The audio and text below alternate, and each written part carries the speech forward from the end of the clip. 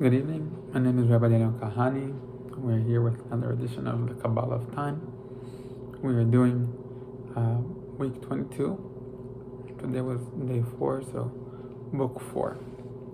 The elements in book 4 again are the story of Hannah, the qualities for somebody who studies the Torah for its own sake, qualities given to such a person.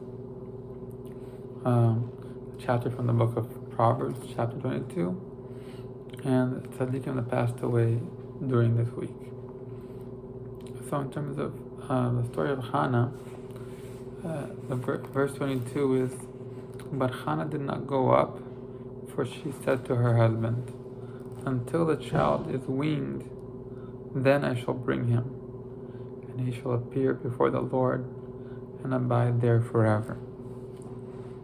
So we mentioned this last time, where the quality to acquire the quality related to studying the Torah for its own sake was malchut, kingship. That's a feminine quality, and we didn't mention this last time so much, but it's interesting that when Elkanah goes up to Jerusalem, right? Hannah does not go; she stays behind to stay with the child of Shmuel, yeah, that's another aspect of malchut, is the idea of modesty. We did talk about that last time a little bit, but not in terms of Hannah. So sometimes the role of malchut says the glory of a princess is within. So sometimes, for in this case, like Hannah, the wife, does not go with her husband. But there's a dialogue with her husband as an explanation of why she's not going, and Elkanah accepts that. And it's interesting. We're going through the month of Adar. Today is Rosh Chodesh Adar, so we're already in the month of Adar. And the story of Purim has a similar dynamic, right? Of when Esther goes, when she doesn't go, when Mordechai asks her to go, when Esther asks Mordechai to do certain things on his own. So there's like this partnership of back and forth that is certainly similar to the Megillas Esther. And here the purpose is to prepare the child Shmuel until he's ready to go forth and stay in the house of Hashem in the Mishkan and live there. And the quality for this week is dominion, memshala. So Yosef is called like a moshel, somebody who exerts dominion over Egypt. So it's different than kingship, and it appears to me that memshala is a more forceful rule as opposed to a kingship that is more, there's a greater identification with the king, maybe we can put it that way. And again, the story of Purim, you have also this, right, where you have the king, but the person who's the actual ruler is Haman. And he is the one that's exerting his rulership over others by sheer force. And that gets overturned until Mordechai really becomes the second one in command. Again, like there's this interesting dynamic here, and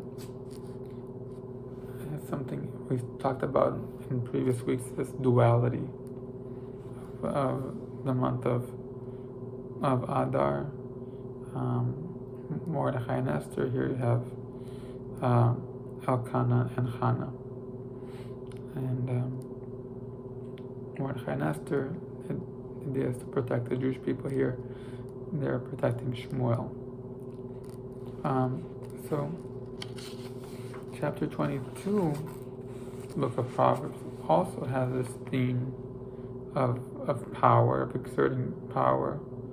And it's expressed in terms of great wealth, which again is something that Haman originally has and then loses, and Mordechai gets his house. So it says here, a name is chosen above great wealth, good favor over silver and gold. A rich man and a poor man were visited upon. The Lord is the maker of them all. The wake of humility comes fear of the Lord, riches, honor, and life.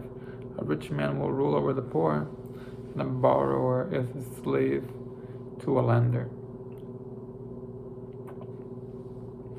It's interesting also, right, there's a story, Midrash, also about how Haman was agreed to be a slave to Mordechai. Anyway, a lot of parallels here. Again, there seems to be this contrast of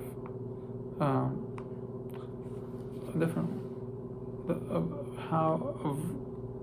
modes of rulership.